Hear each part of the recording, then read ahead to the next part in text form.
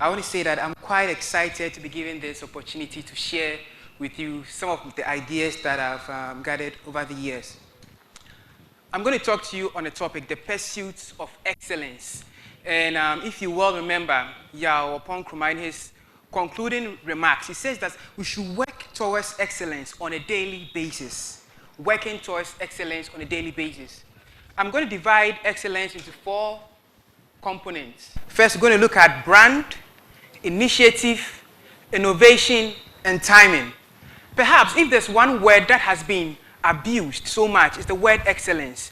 Everywhere you go, excellence, awarding excellence. You see schools and institutions, companies, their taglines and slogans all focus on excellence. But what actually is excellence? For a teacher, excellence is perhaps when the student scores an A in an exams. For the manager, excellence is when he's able to get good bonus. For the managing director or the partner, he says that we want that job because our proposal was excellent. But what actually is excellence? Our MC just said that our previous speaker had an excellent presentation. What is excellence? The Encarta Dictionary defines excellence as the state or quality of being outstanding or superior. Excellence comes from the Latin word excellentia, which means to excel or surpass ordinary standards. Aristotle, one of the Greek philosophers we admire so much, says that we are what we repeatedly do. Excellence is not an act, but a habit. So what is excellence? Recently, there's this news that went viral of a young Ghanaian student who was admitted into all the 8 Ivy League institutions. That is excellence. When you surpass ordinary standards, when you go beyond the ordinary. I read of a story of a young lady who moved from being homeless to Harvard University. That is excellence. So the first component of excellence, we are going to look at branding. What is branding? Branding is the unique features, something that distinguishes you, something that sets you apart. And let me give you a story in relation to Sonny versus Song. My dad bought a DVD to the house, and when he was coming, he called us and told us that he's bought a DVD. We were quite excited that we were going to use a DVD. So when he came home, we realized that the spelling was Song, not Sonny. But he thought he had done us a service. So we told him, Daddy, the Y has a cap on it. It's not Sonny, it's Song. Now, why is it that just by looking at the spelling, not even looking at the content, just by the spelling, we recognize that what is in the product, what is inside the package is not an excellent product. The quality is not in the spelling. The quality is in the brand. And the brand has stood the test of time. I want to look at excellence in 2 areas, in personal growth and in business. In personal growth, we have individuals who have excelled along the way and have branded themselves. We have Donald Trump, we have those in the music industry, we have those in various industries who have branded themselves. So when we talk about excellence, we talk about branding. Now, secondly, we'll look at initiative. What is initiative? Creativity, doing something new, beginning a new process. It's a revolution, a dramatic change of ideas. If you want to have an excellent life, both personally or in the corporate world, you have to be someone who is willing to be creative, thinking about new ways of doing things. The person who invented the cell phone was creative. It was something new. The TV came in black and white. It was something new. But unfortunately, we live in an environment that dampens our creativity. Some years ago, my cousin was painting an elephant. He painted the elephant yellow and gave it green ears. I told him that you can't do this. So right from the beginning, our spirit of creativity is dampened. But if you want to excel, both individually or in the corporate world, even in institutions that we work in, we have to be initiative and creative. Now, the second one is innovation. If creativity is a revolution, then innovation is evolution. It is a continuing process. It defies logic. It goes beyond the conventional thinking. It is something, an improvement on creativity. Whoever brought a chewing stick was creative, but whoever brought the toothbrush was innovative.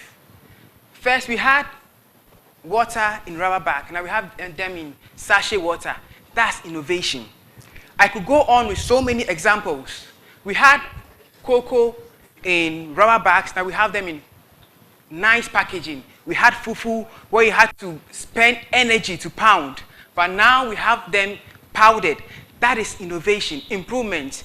The next giants or the next business leaders who are going to rule Ghanaian enterprise are those who are going to be innovative, both within the firm they work in or entrepreneurial, because most of the ideas have been created. There's nothing like reinventing the wheel, but to improve on the things that have already been done. We saw a wonderful performance by a music group, and I was quite amazed by the multicolored dressing the wall. Gone are the days if you saw a music group, it was just black and white and a black tie. We have improved. We are innovating.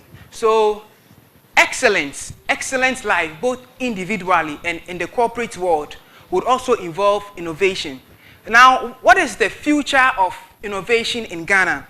I want to leave that to your imagination. There are things around that you see that have been there for such a long time. As a matter of fact, we have a saying that some things never change. Even though we have moved from pounding fufu to powdered fufu, people still are used to the old methods of thinking. So what is the future of innovation in Ghana?